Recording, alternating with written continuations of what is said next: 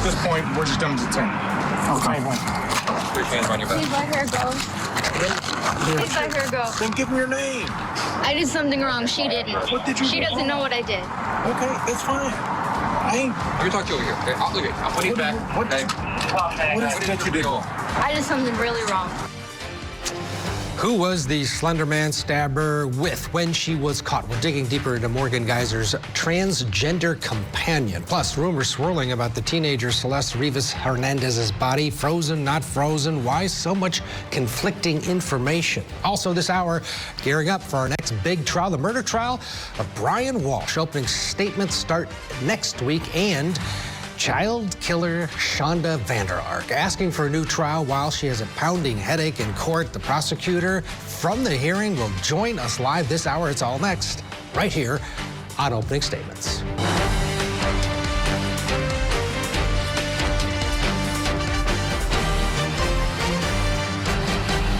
Good morning and welcome to Opening Statements. I'm Ted Rollins in for Julie Grant on this Wednesday morning, Thanksgiving Eve. We are getting ready for the holidays. Hopefully you will be spending it with friends, family, and taking some time to give thanks. We all have lots to give thanks to. Shonda VanderArk, boy, did you watch that yesterday? The killer in court.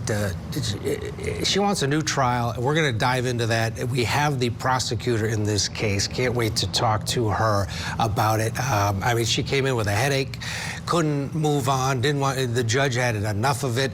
We're going to break all of that down. And does she really have an opportunity to get a new trial? We'll see. 15-year-old Celeste Rivas, her body found in that Tesla owned by Singer D4vd. LAPD acting a little odd. They want to shut down rumors on one hand, but then they want to keep the coroner quiet. So we'll get into that as well. But as we always do on the show, we start with a look at the daily docket. This is what I'm going to tell you. This is as big as it gets. This case. It's as scary as it gets. It's as horrific as it gets. And it puts all of us in a fear zone like no other. As a judge talking to Ricardo Castillo. He is sentenced today in Michigan, 9 o'clock. He's a former Marine recruiter who broke into a home with an intent to kill everybody inside, ended up stabbing an 11-year-old. The defendant said he wanted to have sex with a dead body. That should be something. We're also talking about the murder for hire case for Microsoft executive Jared Bridegan this morning. We have newly released body camera footage of confessed hitman Henry Tennan's arrest. And later this morning, we're going to turn our attention to Massachusetts for unaired hearing footage for defendant Kelsey Fitzsimmons. She is a former police officer accused of pointing a gun at her colleague. So yes, our courtroom shut down today, absolutely. But we've got lots ahead here on Court TV. We're going to start, though, our top story. We're learning more about that Slender Man stabber, Morgan Geyser, the person that she was with when she escaped the group home from Wisconsin. Geyser's companion is a transgender friend, and apparently the pair met each other a couple months ago at a church in Madison, Wisconsin. Remember, Geyser was at this halfway house and had certain privileges, including going to church with her ankle monitor. Well, apparently she did Morgan, 43-year-old Charly Mecca. And the 23-year-old Geyser and Mecca ended up leaving. She cut off her bracelet, did Geyser, and they were picked up at a truck stop in Illinois. This is about 24 hours after Geyser fled that group home 150 miles away. Now, Geyser's accomplice reportedly took responsibility in a local interview, claiming Geyser ran because of her. Mecca claimed that Geyser fled the group home because she was being banned from seeing her. According to the police report, they were headed to Nashville, Tennessee. They didn't make it very far, though. They got picked up here. There's the body camera video. It was a loitering complaint Sunday night, and this is how it all unfolded. So, Stephanie.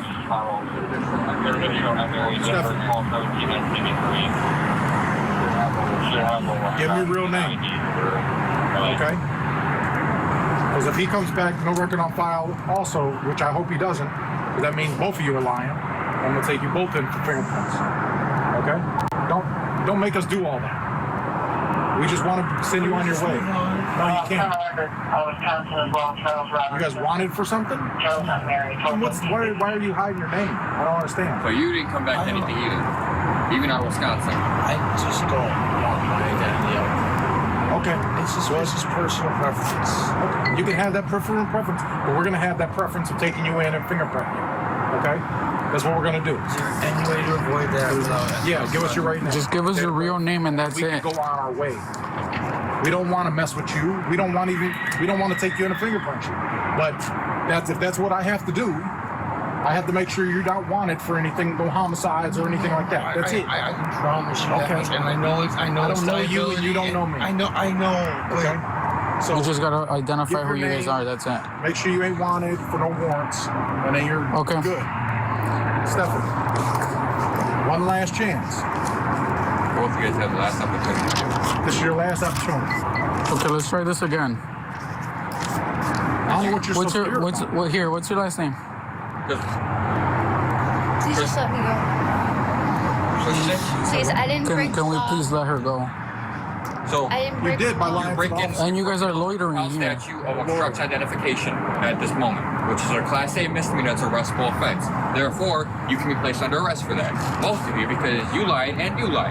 You can give me your real name. And we got dispatched here because you guys are loitering in the back of the business. It's not like we When the opposed you sign's guys. posted, there's no loader. Okay? I'm sorry. Okay? So it's not a big deal. What is your name? Don't make us go arrest you and do all this extra stuff that we don't need to do. We have other stuff to worry I about. know. We got way more serious things to worry about than this.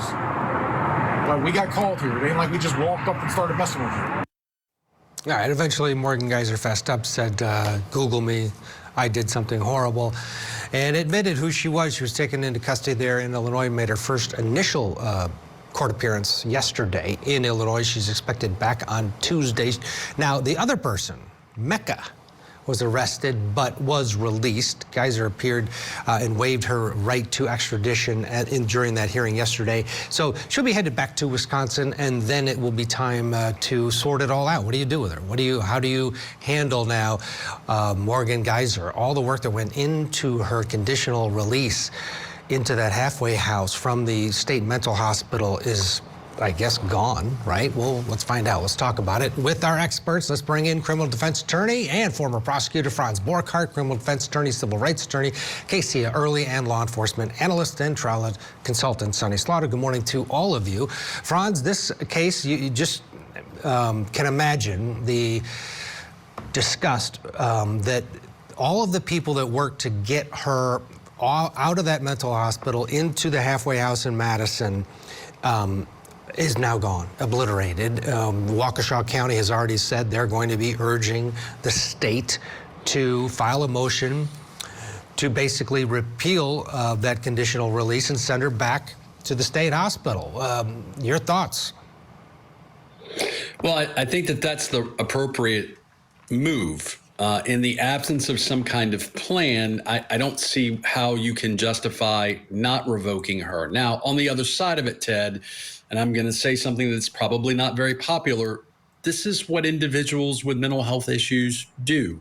They do irrational things that seem to fly in the face of understanding and logic because they have issues. It doesn't mean we give them a free pass, but we can't be terribly shocked that someone that has issues is doing something almost descriptive of the issues. So in the absence of some kind of secondary plan, I think that she goes back into the institution where she'll stay until everything is resolved. Casey, the individual she was found with in an interview said it is my fault. Basically taking the blame for it. They met at church in Madison and then concocted this horrible idea to try to get themselves to Nashville.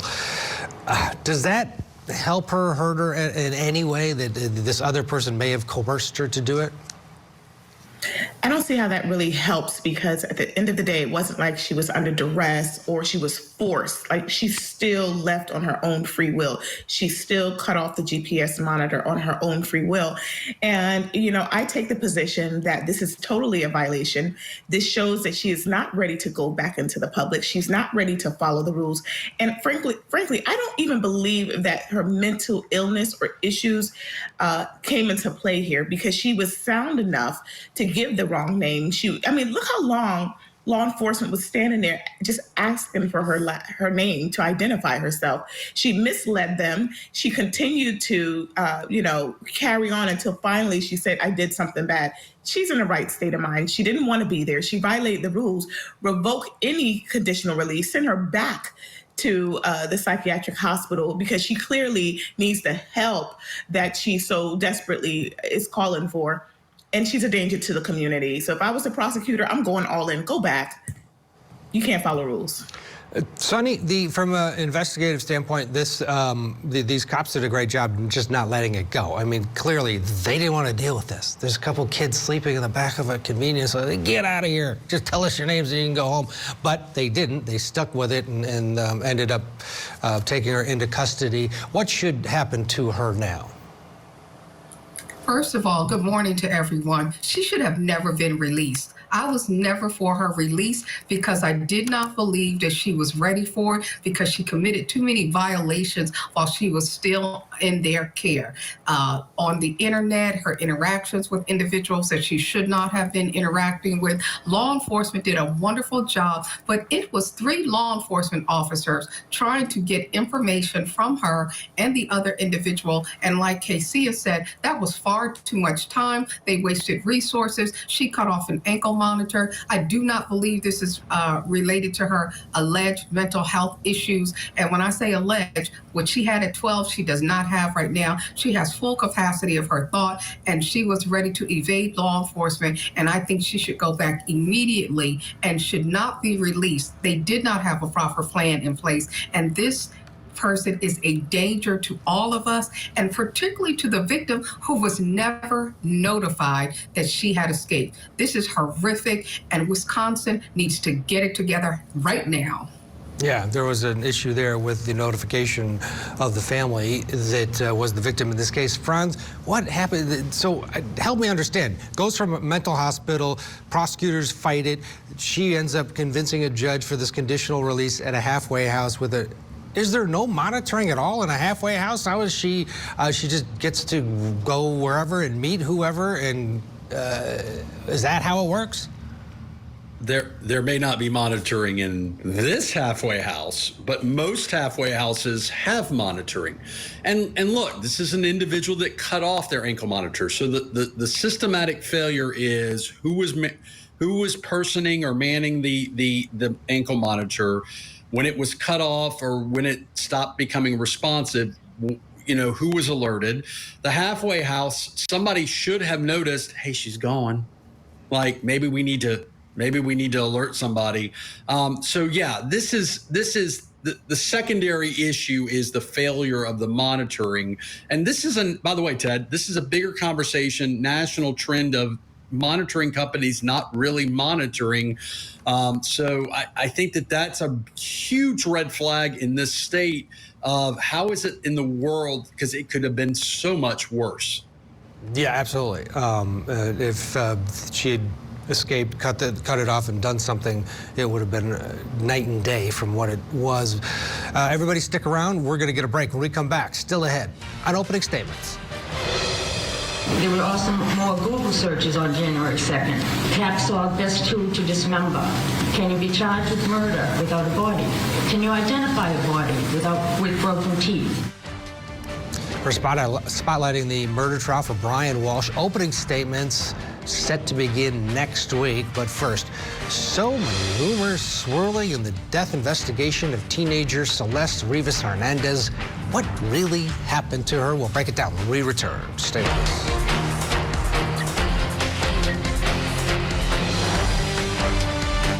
the disappearance of mother Anna Walshe. Her husband now charged with her murder. All eyes on this accused killer. Mr. Walshe was suspecting his wife of having an affair. It's a massive trail of evidence. This incredible timeline of Google searches. It shows everything that was in his mind. He searched how long before a body starts to smell. The disappearance of Anna Walshe murder trial. Live coverage begins December 1st on Court TV.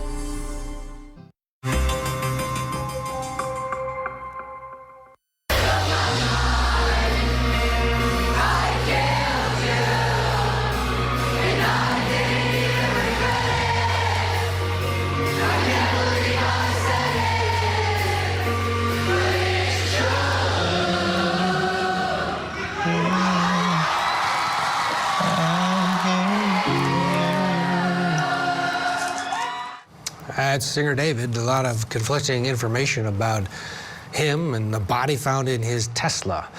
That's what's trending in true crime this morning, and whether the remains of 14-year-old Celeste Rivas Hernandez were discovered partially frozen or not. The Los Angeles police saying now it's not true. Adding, really? Frozen? How do you think she was in there for weeks and weeks in the blazing Southern California summer sun.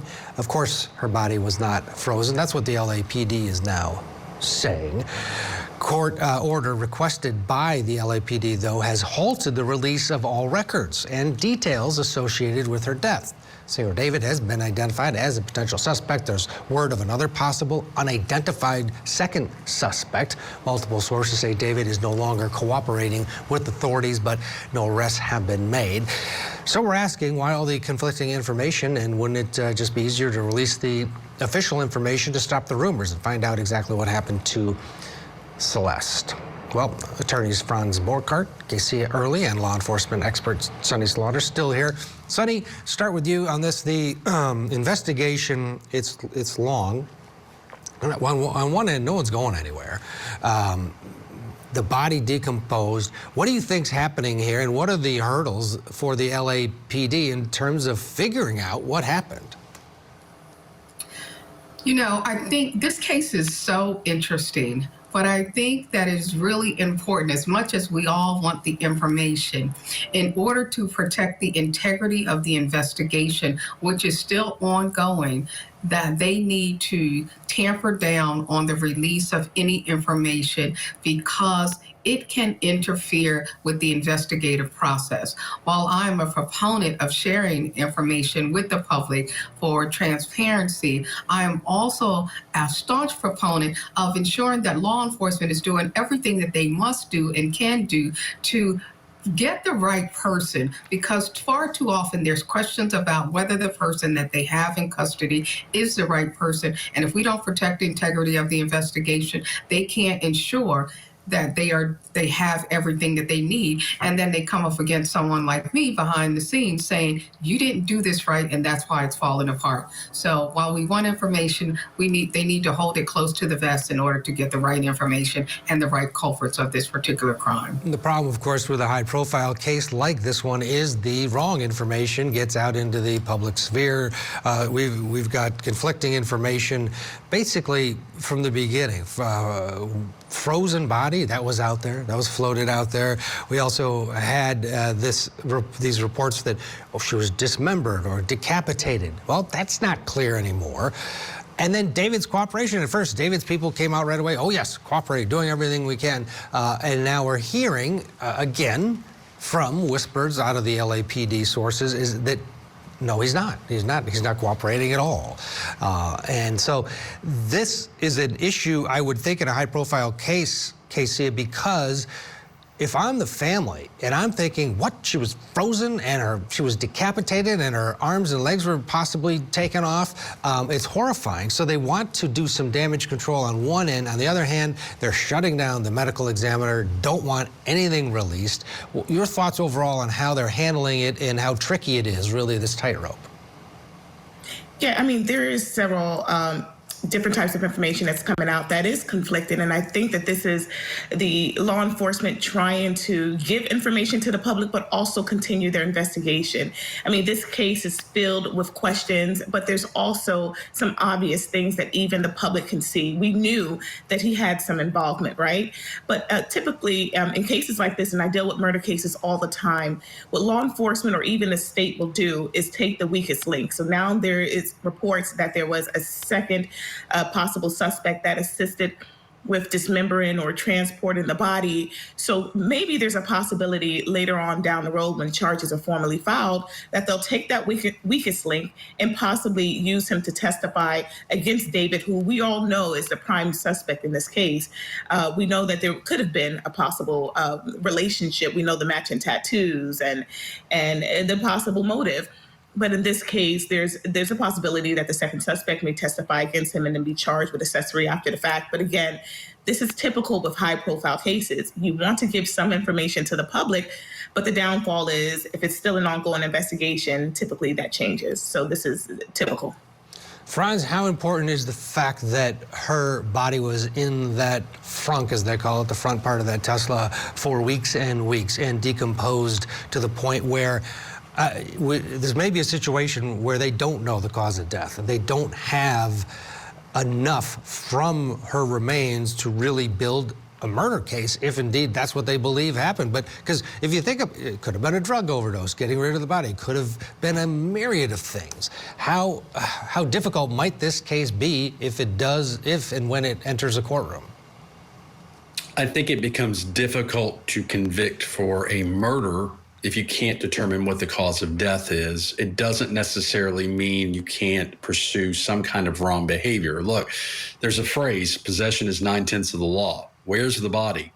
If the body's in your trunk, you've got an issue.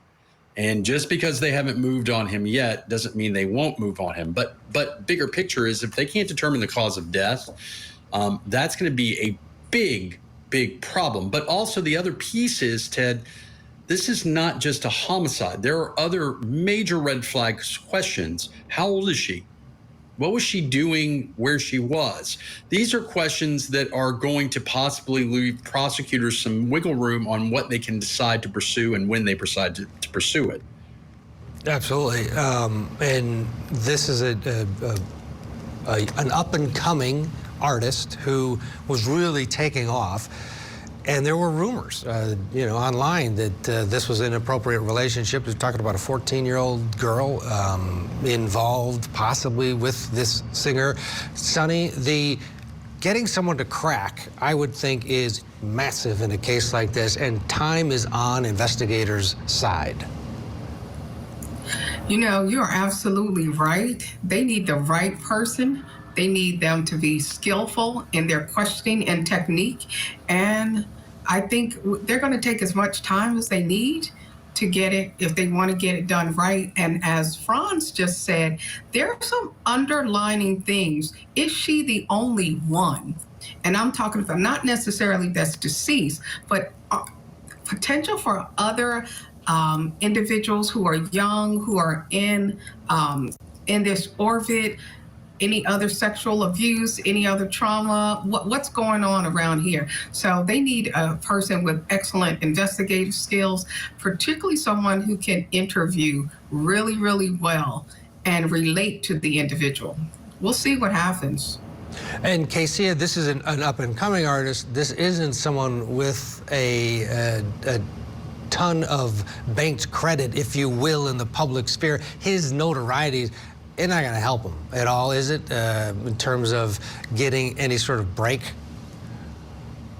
No, absolutely not. We know that no one is above the law in this case. And I think, just as my colleague stated, that if this was an inappropriate relationship, could there have been others, maybe with his notoriety or maybe with his celebrity and fame, there might be possible other alleged victims who was in a relationship with him and may come forward, which will possibly help the state have some form of motive as to why this was committed, although we have our speculation. But we know motive is not even necessary We just need to know that a crime was committed. These elements were met by the state, and he was the one that committed the crime. So his fame, his celebrity has no bearing on this case. Yeah, the crime that is committed, what was the crime? Was it murder? Did she die accidentally? Did they freak out and dead girl in the house, put her in the trunk? There's so many unanswered questions. We'll see as this thing moves along. But it's trickling out of Los Angeles. That's in terms of information, that's for sure. Let's get a break. We want to thank Franz, Kesia, and Sonny. Happy Thanksgiving to all of you. Coming up on Opening Statements. It had become evident that Mr. Walshe was suspecting his wife of having an affair. The oldest child's iPad begins to visit websites concerned how long does it take for a dead body to smell? How long does it take for someone to be missing to be declared dead? Brian Walshe gearing up for his murder trial. Jury selection continues. Opening statements, actually, the jury's been seated, and the openings are set for Monday. We'll be watching that here on Court TV. Plus, child killer Shonda VanderArk. She wants a new trial. Well, she tried to get her hearing delayed yesterday because she claimed she had a pounding headache. The prosecutor from that hearing joins us live. She has a pounding headache, and it doesn't help. You know, it's a stressful situation. She has a thyroid issue. She pointed out to me that it's protruding.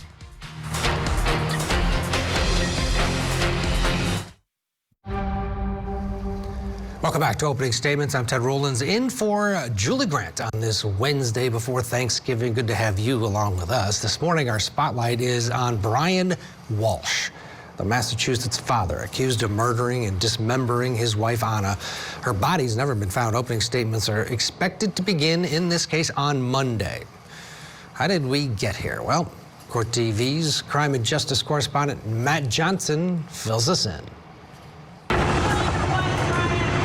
No comment from Brian Walshe after he was charged with the murder of his wife, Anna Walshe, the missing Massachusetts mother of 3 young boys. And while he's not talking, prosecutors are piecing together a timeline of what they say he was doing in the days after her disappearance. Anna was last seen at home between 4 and 5 a.m. by a family member. Walshe told police that he had slept in that morning, but prosecutors say that he was actually awake and searching disturbing topics on his son's iPad. At 4:55 a.m. on January 1st, he searched how long before a body starts to smell. At 4:58 a.m., how to stop a body from decomposing. At 5:20 a.m., he searched how to embalm a body. At 5:47 a.m., 10 ways to dispose of a dead body if you really need to. At 6:25 a.m. on the 1st, how long for someone to be missing to inherit. At 6:34 a.m. on the 1st, can you throw away body parts? The very next day, more Google searches. There were also more Google searches on January 2nd. At 12:45 p.m., hacksaw best tool to dismember. At 1:10 p.m., can you be charged with murder without a body? At 1:14 p.m., can you identify a body with broken teeth? Prosecutors say that on January 2nd, Walshe came here to this Home Depot store, located in Rockland, Massachusetts, 9 miles from his house. He spent $450 on cleaning supplies. Items included cleaning products, mops, brushes. On January 3rd, prosecutors say Walshe drove to an apartment complex in Abington, 16 miles from his home, where they say surveillance video shows him hoisting a heavy garbage bag into a dumpster. At 4:48 p.m., prosecutors say Walshe drove to a second apartment complex in Abington. And at 5:10 p.m., investigators say he threw items away into a dumpster in Brockton. Then on January 6th and 7th, police searched the Walshe property in Cohasset. Prosecutors collected a lot of evidence in the basement of this home, including DNA blood evidence and 2 knives. On January 8th, Walshe was arrested for misleading police in his wife's missing person investigation. The defendant is now before the court charged with murder of his wife, Anna Walshe, as well as disinterring of a body. Okay, again, opening statements set to begin next week. Thank you to Matt Johnson. For more on the case, let's bring in from Massachusetts, trial attorney Wayne Dennison. Wayne, good morning to you. Thanks for your time. I want to talk about the strategic decision Walshe and his team made by pleading guilty to the lessers and basically getting off of the table the horrific details that might have clouded a jury. I mean, I think he's cooked anyway, given the amount of evidence, but let's start there. Yeah, the strategy there was a little strange to begin with. The notion that there is no body, therefore there is no crime, was always the defense here. In fact, he basically Googled it, but now he's admitted to a body. And so this looks to me like it's going to come down to a question of whether the prosecution can establish adequately a cause of death. And this will be the obligation, the burden of proof on the prosecution to say that he caused the death of Anna Walshe. And that strategy minimized the amount of horrible dismemberment testimony you were otherwise going to hear.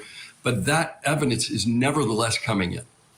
So we should expect possibly opening statements from the defense as you're going to hear, possibly from the defendant, that there was a horrible accident. She fell down the stairs and he didn't know what to do. And that's why he got rid of his wife's body. He got scared. Is that the only, I mean, it seems like the very small window they've created for themselves.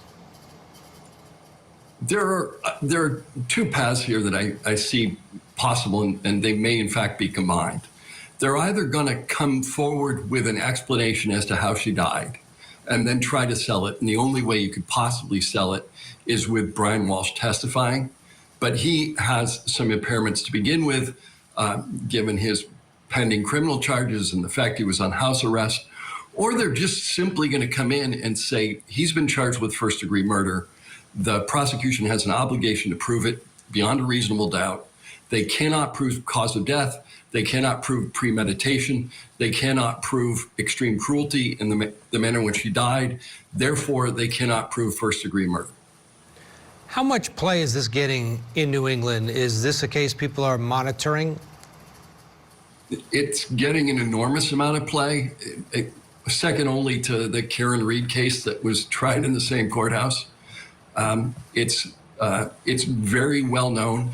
That's why Judge Fournier has asked the jury, in fact, directed the jury not to look at social media, not to watch the news, because it will be played on every news channel in the greater Boston, greater New England area. And here on Court TV as well. The details of this, the Google searches from his son's iPad at these hours in the morning are, you could just visualize this guy with a dead body next to him going to town on the iPad thinking, oh boy, I'll just use my son's iPad. They'll never figure that one out. And then he does what every dumb criminal does. He goes to the local Home Depot. I mean, it seems like the Commonwealth has one heck of a case here. I think they do have one heck of a case here, but they still have to prove how she died, or at least get to a circumstance under which the jury would conclude that he murdered her. And that's the ultimate bar for the prosecution here, and that's the narrow window you talked about that the defendant here is trying to get through. The difference here between first-degree murder, it means that he stays in jail for the rest of his life. If he can get that charge reduced to a lesser included charge, he has a possibility of parole.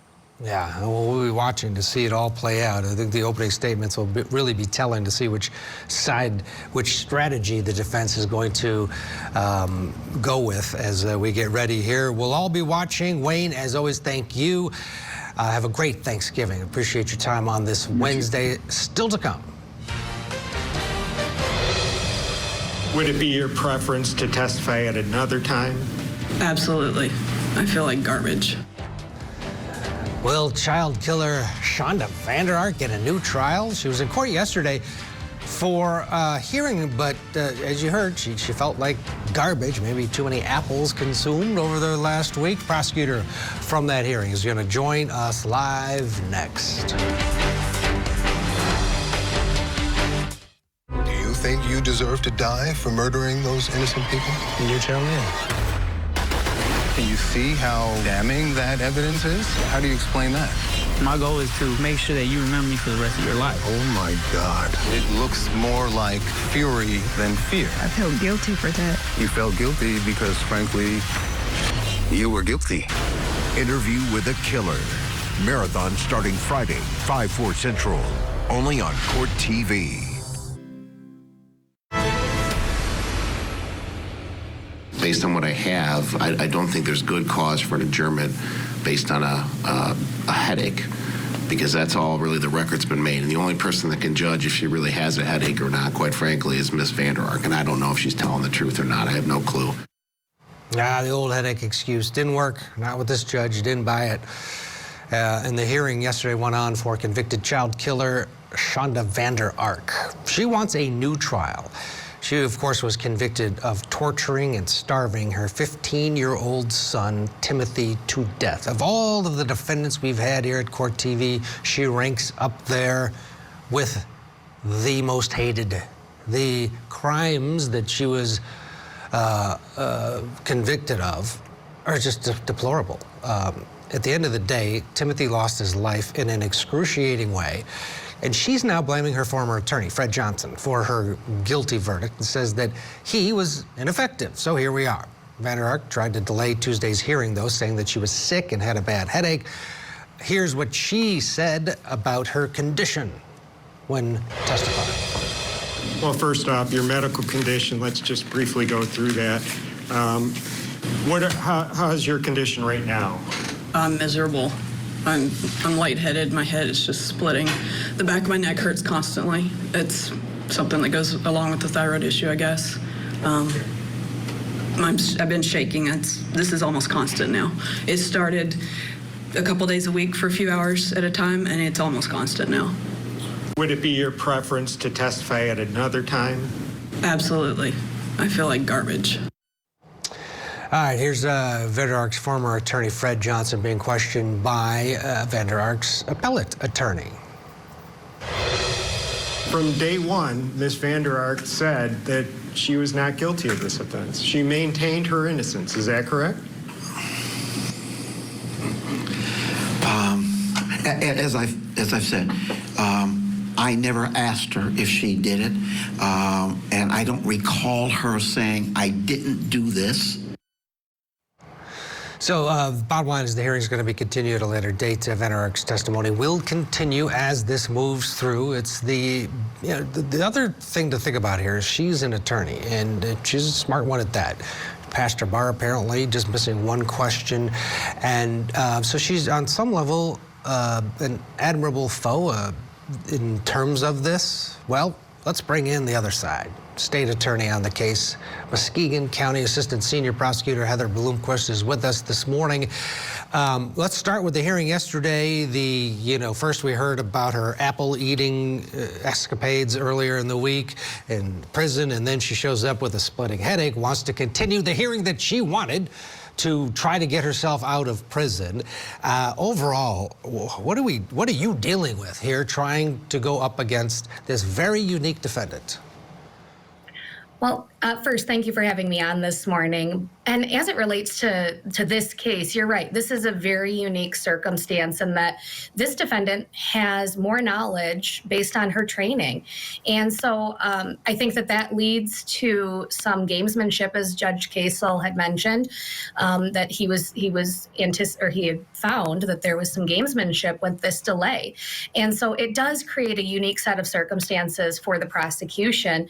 And it is what we anticipate and what we are ready to counter, which is why, I made the argument that her headache is not good cause for an adjournment.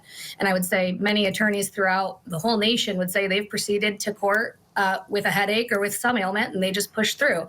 So that's not good cause under the court rules. But unfortunately, we did have a time constraint with the hearing itself, so we will be back for a second day. The ineffective assistance counsel, it's very wide-reaching in many cases, but she's zeroed in on a couple things. And the one thing that one might believe has a little bit of traction was that her attorney, Fred Johnson, argued in his closing, basically give her manslaughter. This is what you people should come back with. And Chandra's zeroed in on that, saying, well, wait a minute. He was pushing them to say, I did this when I have never admitted guilt. What's your take on her argument, and why is it, in your opinion, a faulty one? Well, so ultimately, these types of claims, there's two pieces that the defense has to prove. And the ultimate one is prejudice, meaning that this claimed deficiency affected the outcome of the proceedings. This claimed concession cannot affect the outcome of the proceedings when she wasn't convicted of it. So I'm not saying that Mr. Johnson was deficient. I don't think he was, but even assuming that she gets that prong, she can't satisfy the second prong when that's not what the jury found. They disagreed with Mr. Johnson, saying that this was manslaughter, so she can't show that the outcome would be different. Yeah, I mean, and from a trial strategy, there was so much evidence here against the client that was his strategy. Hey, you got to admit something, because these people have watched in horror the evidence come in, and so go manslaughter, that would be a huge win in his mind. Here he is, Fred Johnson, on direct, talking about that decision to argue manslaughter in the close. And you told the jury, these people, and I'm assuming you meant Paul as well, these people committed manslaughter. That's what they did. Yes, sir. They caused the boy's death. That's yes, what you sir. said. Now, Ms. VanderArk never gave you consent to say that she was guilty of anything, did she? No, sir.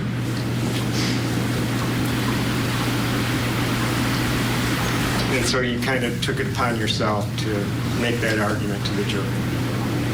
Yes, sir. And to your point, Heather, the jury didn't go along with him. They said, no, she's going down for murder. The other thing that Fred Johnson talked about on the stand yesterday, which really was sobering, was his description of the video that he was able to successfully get out in pretrial motions, so the jury never saw it. How bad was that video? I mean, he says it's the worst thing he's ever seen in his life. I agree with Mr. Johnson. It's the worst thing I've seen in my life. That video, I think it was a very good strategic decision on his part to have this piece of evidence dealt with in this way by stipulation or by agreement. The video is highly relevant. I don't think that there would be any sort of merit to keeping it out from playing it, but I think the parties recognizing the sheer graphic nature of this video, and it's unfortunately something that you can never unsee. And so I think that strategy of allowing the commentary was sound, and he even testified that was the best decision and best thing that he felt happened strategically in the case. And I agree with him on that front. And because, yeah, if you get the video in now, you do have something possibly on appeal that could have some weight. You didn't need it. Just the description during the trial was enough to get to the heart of what happened. Her argument was that I didn't know that my other son was doing this to poor Timothy. Is there any doubt in your mind that she was running the show? Well, ultimately, the evidence is what shows that she was the one directing what happened. We have the text messages and ample evidence showing that she was culpable. She knew what was happening, and that's what the jury found, and that's what the evidence showed. Next steps here. How long does this process take? I mean, our viewers want it shut down and have her just go away. I don't think she'll always fight, but give us a sense of how long you're going to continue. This hearing was continued. What are the next steps here? So the next steps from here, ultimately, we'll finish up this hearing with another day. I don't anticipate it'll go beyond another day, but unexpected things happen, as we saw yesterday morning. But we'll have one more day of hearing. Judge Casel will make his decision on this claim for a new trial. And then ultimately, I anticipate that she'll be filing an appeal with the Michigan Court of Appeals. And our office will be continuing to fight against that. Heather, got to run. Thank you so much for your time. Great work. Happy Thanksgiving.